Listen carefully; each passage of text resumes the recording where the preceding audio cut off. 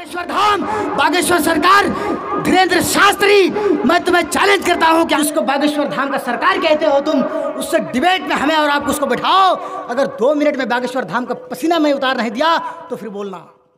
सनातन धर्मम पंचम वस्तु अस्ति, प्रथम वस्तु एकम बिरहमादित्य नास्त्र नास्त कंचन, द्वितीय वस्तु साष्टांग कर्तव्यते, तृतीय वस्तु दानम जिक्षजा, चतुर्थ वस्तु धारी, पंचम वस्तु तीर्थ यात्रा कर्तव्यते। मेरे भाइयों, इस्लाम के विद्वान, इस्लाम के पंडित बैठे, आप इनसे पूछिए अल्लाह के रसूल सल्लल्लाहु अलैहि वसल्लम की वो प्यारी हदीस और मशहूर हदीस बुनियल इस्लाम वाला खमसिन, इस्लाम की बुनियाद 5 चीज़ों पर रखा गया है। यहाँ हिंदू धर्म के अंदर भी कहा गया है कि हिंदू धर्म यानी इस्लाम 5 चीज़ों के अंदर कहा गया है। यहाँ पहली चीज़ कहा गया है अशहदु अल्ला इलाहा इल्लल्लाह व अशहदु अन्ना मुहम्मदन अब्दुहु व रसूलुहु। यहाँ एक अल्लाह की गवाही देनी पड़ेगी। उसके बाद कहा जाता है वही इक़ामिस सलाह, तीसरी चीज़ कहा जाता है वही इताए ज़कात, चौथी चीज़ वो तो सौम रमज़ान, और 5वीं चीज़ मन इस्तताअ इलैहि सबीला। ये 5 चीज़ें हैं जो इस्लाम का बुनियादी खूंटा है, इस्लाम की बुनियादी पिलर है। इस्लाम की बुनियादी पिलर यही 5 है। पहली चीज़ अशहदु अल्ला इलाहा इल्लल्लाह, इस बात की गवाही देनी होगी कि अल्लाह के अलावा कोई माबूद नहीं है। दूसरी चीज़ वही इक़ामिस सलाह, तीसरी चीज़ वही इताए ज़कात, चौथी चीज़ वो तो सौम रमज़ान, और 5वीं चीज़ मन इस्तताअ इलैहि सबीला। अगर आपके पास ताकत है तो ज़िंदगी में एक बार हज करना है। सेम चीज़ महाभारत के अंदर है, सेम चीज़, सिर्फ लैंग्वेज का फ़र्क है। यहाँ हमने अरबी में कहा है बुनियल इस्लाम वाला खमसन, यहाँ आप संस्कृत में देखिए तो कहा गया है सनातन धर्मम पंचम वस्तु अस्ति। सनातन धर्म 5 चीज़ों का नाम है। यहाँ इस्लाम की बुनियाद भी 5 चीज़ों का नाम है। यहाँ भी कहा गया है सनातन धर्मम पंचम वस्तु अस्ति, सनातन धर्म भी 5 चीज़ों का नाम है। पहली चीज़ एकम बिरहमादित्य नास्त्र नास्त किंचन, द्वितीय वस्तु साष्टांग कर्तव्यते, तृतीय वस्तु दानम दीक्षिता, चतुर्थ वस्तु धारी, पंचम वस्तु तीर्थ यात्रा कर्तव्यते। आइए थोड़ा सा मैं इसका खंडन कर दूं ताकि आपकी समझ में आ जाए कि ये मंत्र कहना क्या चाहता है। मंत्र ये कहना चाहता है सनातन धर्मम पंचम वस्तु अस्ति, सनातन धर्म भी 5 चीज़ों का नाम है। प्रथम वस्तु, पहली चीज़ एकम बिरहमादित्य नास्त्र नास्त किंचन, पहली चीज़ यह है कि ब्रह्मा एक है, द्वितीय नास्त दूसरा नहीं है, न तृतीय न तीसरा है, न चतुर्थ न चौथा है, न पंचम न 5वां है।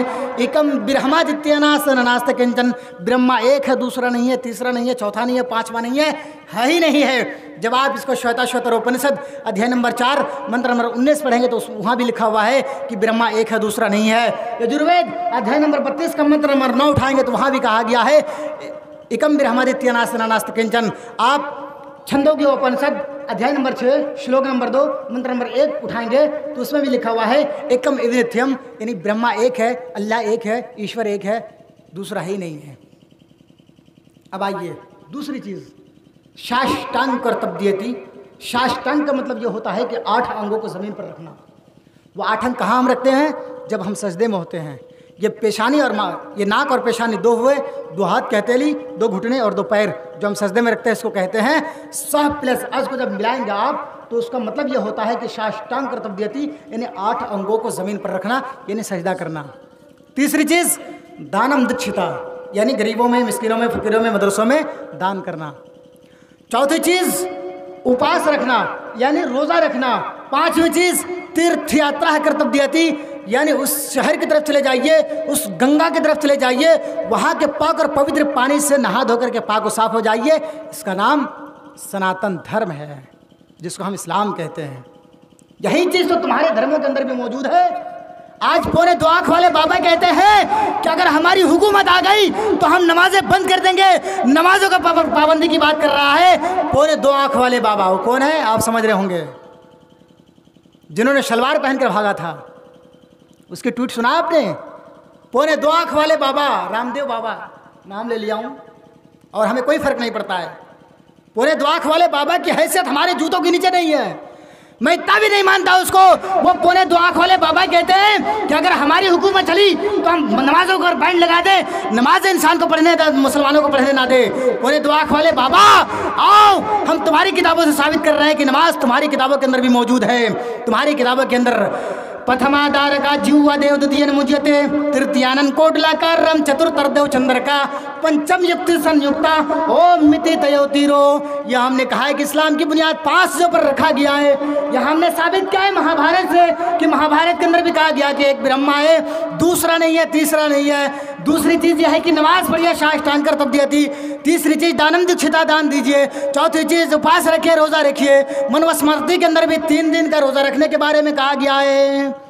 मनवस्मृति के अंदर भी 3 दिनों के बारे में कहा गया है कि रोज़ा रखिए, और ये मंत्र तो बिल्कुल साफ और क्लियर है। दूसरी चीज़ ये कहा जा रहा है पथमाधार्य का जीवा देवदीयन मुंजते तृतीयानन कोडलाकार रम चतुर्तर देव चंद्र का पंचमयुक्त संयुक्ता ओ मिति तयो तीरो। मेरे भाइयों, श्री राम द्वितीय अमृत एक किताब है, द्वितीय अमृत, श्री राम द्वितीय अमृत। इस किताबों के अंदर ये मंत्र मौजूद है। आज भी इस मंत्र को रिमूव नहीं किया गया है। मैं समझता हूं कि अगर हमारी बातें उस तक पहुंच जाए तो 2024 आते आते उस मंत्र को भी रिमूव कर दे। मेरे भाइयों, रिमूव तो हो ही चुकी है उनकी सारी किताबों के अंदर, गड़बड़ और चेंजिंग तो हो ही चुकी है। लेकिन मैं समझता हूं कि अगर मैं इस मंत्र को पढ़ दूं और 2-4 बार पढ़ दूं तो इस मंत्र को भी रिमूव कर देगा। प्रथमाधार का जीवा देवदूदियन मुझे थे तृतीयानन कोटला का रम चतुर्तर देव चंद्र का। रामचंद्र जी कहते हैं क्या है मेरे भक्तों, प्रथमाधार का जीवा देवदूदियन मुझे थे। पहली चीज़ ये है कि आप नमाज के अंदर खड़े हो जाइए, रुकू करिए, सजदा करिए, आप जलसे में बैठिए, तशहुद पढ़िए। सारी चीज़ इस मंत्र के अंदर कहा गया है। श्रीमद् भागवत गीता में भी कहा गया है। मृगाचरम यानी श्री कृष्ण जी भी नमाज पढ़ा करते थे। योग्योजित सततमात्मा नाम रस स्थिता एकाकी चित्तात्मा निराशीर प्रक्रिया। श्रीमद् भागवत गीता के अंदर भी ये मंत्र मौजूद है कि श्री कृष्ण जी भी 5 टाइम की नमाजें पढ़ा करते थे। मृगाचरम यानी हिरन के खाल बिछा करके एक ऐसे ऊंचे जगह पर बैठ करके अल्लाह रब्बुल आलमीन की इबादत क्या करते थे। और आओ सबूत और ले लो, और सबूत नोट करो। रामायण उठाओ, रामायण, बालाकांड, विष्णु कांड और बहुत सारे कांड हैं। रामायण के अंदर 8 कांड है, 8 कांड। उसमें बालाकांड है। बालाकांड के अंदर ये मंत्र मौजूद है। कौसल्या सुप्रजा रमा कौसल्या प्रवर्त संध्या प्रवर्तते। विश्वामित्र जी रामचंद्र से कह रहे हैं, रामचंद्र जी से कह रहे हैं कि आए कौशल्या का बेटे उठ जाओ, सुबह का टाइम हो चुका है, 3 बज चुका है, नहा लो, धो लो और अल्लाह रब्बुल आलमीन की इबादत करो। कौशल्या सुप्रजा रमा, कौशल्या के बेटे उठ जाओ, पूर्विया संध्या प्रवर्तते, सूरज का तुलू होने का वक्त हो चुका है, यानी फजर का टाइम हो चुका है। आए मेरे शिष्य, आए मेरे शागिर्द, आए मेरे स्टूडेंट, उठ जाओ रामचंद्र जी और अल्लाह रब्बुल आलमीन की इबादत करो। मेरे हिंदू भाइयों, एक सवाल मैं तुमसे कर रहा हूँ। रामचंद्र जी को तुम आप भगवान मानते हो, उसे बहुत बड़ा भगवान का दर्जा देते हो। रामचंद्र जी का बाप राजा दशरथ को भगवान का दर्जा क्यों नहीं देते? रामचंद्र जी की 3 माँ थी, कौशल्या और 2 माँ और थी। उस माँ को भगवान का दर्जा क्यों नहीं देते हो? सीता जी को भगवान का दर्जा दे रहे हो। सीता जी की सास को यानी कैकेयी को, कौशल्या को आप भगवान का दर्जा क्यों नहीं देते हो? रामचंद्र जी के उस्ताद, रामचंद्र जी के टीचर विश्वामित्र को आप भगवान का दर्जा क्यों नहीं देते हो? मेरे टीचर ने मुझे पढ़ाया है, जो मेरा उस्ताद था उसने मुझे पढ़ाया है। आपसे मैं एक सवाल करूँ कि मैं अपने टीचर से क्या ज़्यादा जानता हूँ? जिस टीचर के पास मैं बैठकर पढ़ा हूँ, क्या उस टीचर से मैं ज़्यादा जानता हूँ? जाहिर बात है, जो हमें पढ़ा रहा है तो हमसे ज़्यादा उसको नॉलेज होगा, उनकी ज़्यादा नॉलेज होगी ना, तो वो हमसे ज़्यादा जानने वाले हैं, तो हमें उसकी भक्ति करनी चाहिए, इबादत करनी चाहिए, प्रशिश करनी चाहिए। तुम्हारी बातों के अनुसार मैं कह रहा हूँ, हम तो किसी की इबादत नहीं करते सिवाय अल्लाह की, और डरते भी अल्लाह से है, किसी और से डरते नहीं है। और क़यामत की सुबह तक, यानी जब तक मैं इस दुनिया में जिंदा रहूंगा, किसी से डरूंगा नहीं इंशाअल्लाह। आपको एक बात बताऊं, एक चैनल है टाइम्स नो भारत, इसमें मेरी तकरीर की कटिंग चला रहा है कि मौलाना ने बागेश्वर धाम को किया चैलेंज। मौलाना ने मोदी और योगी के बारे में बोला। अरे हम क्या बोल रहे हैं भाई? तुम्हारे धर्म के लोग, धर्म के आड़ कर रोटी सेकने वाले लोग, अपनी प्रॉपर्टियां जमाने वाले लोग, हमने बागेश्वर धाम को चैलेंज किया है जरूर। हमारी वीडियो सोशल मीडिया पर मौजूद है, हमारी बातें सोशल मीडिया पर मौजूद है, और हम अपनी बात से मुकरते नहीं है। हमने बागेश्वर धाम को चैलेंज किया है तो हम अपने बलबूते पर किए हैं। हम अपनी किताबें लेकर के नहीं, बल्कि तुम्हारी वेदों से हम तुम्हारे जो बहुत बड़े भक्त हैं, जो बागेश्वर धाम है, जिसको बागेश्वर धाम का सरकार कहते हो तुम, उससे डिबेट में हमें और आपको उसको बैठाओ। अगर 2 मिनट में बागेश्वर धाम का पसीना में उतार नहीं दिया तो फिर बोलना। बागेश्वर धाम को 2 मिनट में उसको स्टेज छोड़वा दूंगा मैं। क्या समझता है कि हम पर्चा लिखते हैं, लोगों को बताते हैं, लोगों के भविष्य बताते हैं। एक बात बताऊं, बागेश्वर धाम का बाबा वो सरकार कहीं जा रहे थे ट्रेन में, उनकी ज़बानी में बता रहा हूँ, उनकी वीडियो में सुना हूँ। वो कह रहा है कि मैं एक ट्रेन में सफ़र कर रहा था, सफ़र करते करते हमारी जेब कट गई, मेरे पास थोड़ा सा पैसा था, जेब कट गई। जब टीटी मेरे पास आई तो मैंने उसकी भविष्य बता दी, वो हमें छोड़ दिया। अरे भाई, जब तुम दूसरे के भविष्य बता रहे हो, दूसरों के बारे में कह रहे हो और तुम अंतर्यामी हो, तो तुम्हारी जेबें कट रही, तो तुम्हें मालूम क्यों नहीं है कि हमारी जेबें कट रही है? चोर आया है जेब काटने के लिए। बागेश्वर धाम, बागेश्वर सरकार, धीरेन्द्र शास्त्री, मैं तुम्हें चैलेंज करता हूं कि अगर तुम मेरे बारे में बता दिए या हमारे इस्लाम धर्म के बारे में बता दिए कि इस्लाम धर्म कब से शुरू हुआ है और ख़त्म कब तक होगा, अगर तुम बता दिए ना, तो मैं तुम्हारा प्रचार करूंगा भरे स्टेज पर, भरे मजमे में, और इस्लामिक मंच से तुम्हारा प्रचार करूंगा। लेकिन मुझे मालूम है तुम बता नहीं सकते हो, तुम बता नहीं सकते हो। तुम धर्म के आड़ में ये रोटी सेक रहे हो। तुम अगर पर्चा लिखते भी हो दूसरे का तो छुपा कर क्यों लिखते हो? पर्चा दिखाकर क्यों नहीं लिखते? ये हमारा सवाल है तुम्हारे ऊपर, और सवाल मैं तुमसे कर रहा हूं। अगर तुम अपने किसी के भविष्य बता रहे हो तो पर्चे को इस तरह ऑन कैमरे क्यों नहीं दिखाते हो? जैसे आप हमारे कुछ वीडियोस देखेंगे, मैंने श्रीमद् भागवत गीता को इस तरह से दिखाया, मैंने ऋग्वेद को इस तरह से दिखाया, मैंने बाइबल को इस तरह से दिखाया, मैंने गुरु ग्रंथ को इस तरीके से दिखाया कि देखो ये तुम्हारी किताबों के अंदर आज भी मौजूद है। लेकिन तुम जब लिखते हो पर्चा तो उसमें ऑन कैमरा नहीं बल्कि ऑफ कैमरा इस तरह से लिखता है और उसकी भविष्य बताता है कि तुम ऐसे थे, तुम्हारे साथ ऐसा हुआ, तुम ऐसा थे, तुमको ऐसा किया गया। बागेश्वर सरकार, धीरेन्द्र शास्त्री जी, तुम्हारी जेबें कट रही है, तुम्हें खुद मालूम नहीं कि हमारी जेब कट रही है, और चले तुम दूसरों के भविष्य बताने। मेरे भाइयों, बागेश्वर धाम ये छोड़ो, एक ईश्वर की, एक अल्लाह की उपासना करने लगो, भक्ति करने लगो, मोक्ष पा जाओगे। श्री कृष्ण जी श्रीमद् भागवत गीता के अंदर कह रहे हैं, सर्वधर्मान परित्यज्य मामेकं शरणं व्रजः अहं त्वां सर्व पापे भयो मोक्षयास्मि मा शुचः। श्री कृष्ण जी अर्जुन से कहते हैं कि आए अर्जुन, सारे धर्मों को छोड़कर मेरी शरण में आ जा, मेरी शरण में आ जा, मेरी भक्ति कर, मेरी प्रस्तुति कर, हम तमाम गुनाहों को मोक्ष कर देंगे, तमाम गुनाहों को मिटा देंगे। जब श्री कृष्ण जी ये तुम्हें संदेश दे रहे हैं, संदेश दे रहे हैं कि मेरी शरण में आ जा, यानी एक ईश्वर की शरण में आ जा, एक ईश्वर की भक्ति करने लग, सारे धर्मों को छोड़ दे, सर्वधर्मान परित्यज्य मामेकं शरणं व्रजः अहं त्वां सर्व पापे भयो मोक्षयास्मि मा शुचः। तो तुम्हें तुम्हारे धर्म को छोड़ देना चाहिए, इस्लाम की प्रस्तुति करने लगो, इस्लाम के अंदर आ जाओ, एक अल्लाह की उपासना करने लगो, एक अल्लाह की भक्ति करने लगो, मोक्ष पा जाओगे, मोक्ष पा जाओगे। श्री कृष्ण जी श्रीमद् भागवत गीता 16वें अध्याय का 20वां मंत्र कह रहा है, या शास्त्र में देव वर्तते काम कारतः न सिद्धि मवापनोति न सुखम न पुरांगति।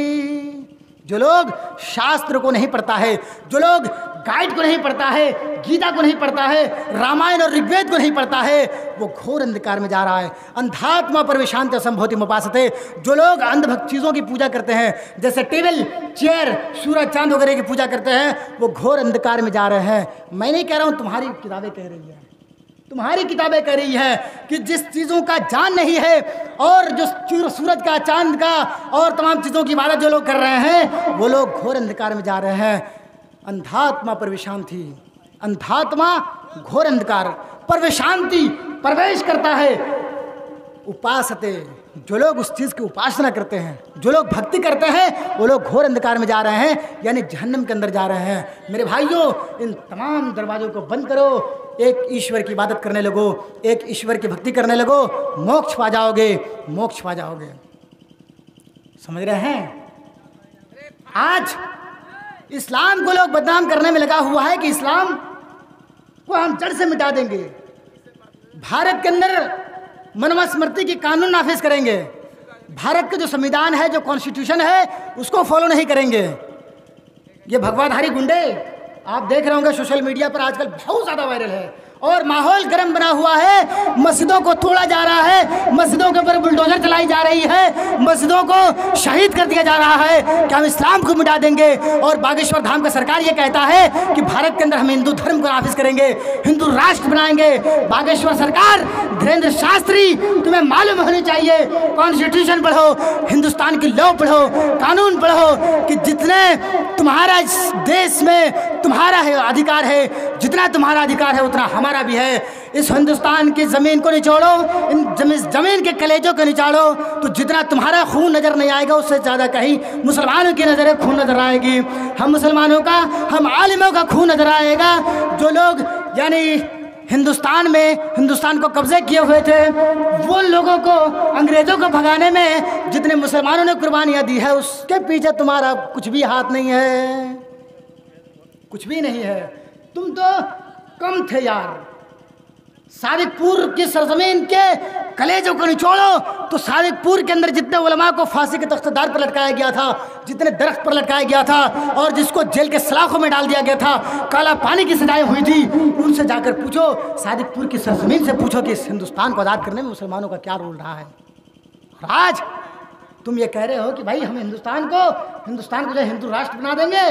नहीं बना सकते हो मेरे भाई, नहीं बना सकते हो। ये क्यों इस चीज़ों के पीछे पड़े हुए हो? अगर तुम दूसरे की इबादत कर रहे हो तो करो, उससे हमें कोई मुज़ायका नहीं है। हमें सिर्फ सत्य मार्ग दिखाते हैं। हम तुम्हारे एक भाई हैं, तुम मेरे भाई हो, हम तुम्हारे भाई हैं। तुम्हारे पास नॉलेज नहीं है, हमें नॉलेज है। हमने तुम्हारी वेदें पढ़ी है, हमने रामायण पढ़ी है, हमने गीता को पढ़ा है, हमने बाइबल और हमने गुरु ग्रंथ को कोट किया है। हमें मालूम है कि इस्लाम क्या है, हमें मालूम है कि तुम्हारे धर्म के अंदर भी इस्लाम है। उस इस्लाम को एक्सेप्ट कर लो, उसको फॉलो कर लो, कामयाबी पा जाओगे, मोक्ष पा जाओगे, जन्नत के अंदर तुम्हारी एंट्री हो जाएगी। लेकिन अगर तुमने इन तमाम चीज़ों को, इबादतें की, इन तमाम चीज़ों को फॉलो किया तो तुम्हें घसीटते हुए जहन्नम के अंदर डाल दिया जाएगा। अंधात्मा प्रविशांत संभूति मुपासते का मिस्ताक बना करके तुम्हें जहन्नम के अंदर धकेल दिया जाएगा। मेरे भाइयों, ये सारी चीज़ें थी जो मैंने आपके सामने तकरीबन 1-1.25 घंटे से बता रहा हूँ। अल्लाह तबारक व तआला से दुआ करिए कि मौलाए करीम जितनी बातें मैंने कही, अल्लाह तबारक व तआला कहने वालों को भी और सुनने वालों को उस पर अमल की तौफीक अता फरमा। मौलाए करीम हमें 5 टाइम की नमाज़ें पढ़ने की तौफीक अता फरमा। मौलाए करीम जब तक हम इस दुनिया में ज़िंदा रहे, अल्लाह तबारक व तआला तुम्हें इस्लाम पर ज़िंदा रखना। मौलाए करीम जब हमारा खात्मा हो तो इस्लाम पर हो। मौलाए करीम हम में से जो बेनमाज़ अल्लाह तबारक व तआला तो उसको नमाज़ पढ़ने की तौफीक अता फरमा। मौलाए करीम जो हम में से बीमार है, अल्लाह तबारक व तआला तो उसकी बीमारी को शिफा कुल्लिया और अता फरमा। मौलाए करीम जो हम में से इस्लाम से दूर है, उसको इस्लाम समझने की तौफीक अता फरमा। मौलाए करीम हम जब तक जिंदा रहे तो अल्लाह तबारक व तआला इस्लाम, ईमान और तेरे हबीब जनाब मोहम्मद रसूलुल्लाह सल्लल्लाहु अलैहि वसल्लम के तमाम तरीक़ों को फॉलो करने की तौफीक अता फरमा। जब हमारा खात्मा हो तो ईमान बिल खैर हो। आमीन व आखिर दावाना अनिल हम्दुलिल्लाहि रब्बिल आलमीन। अस्सलामु अलैकुम व रहमतुल्लाहि व बरकातहू।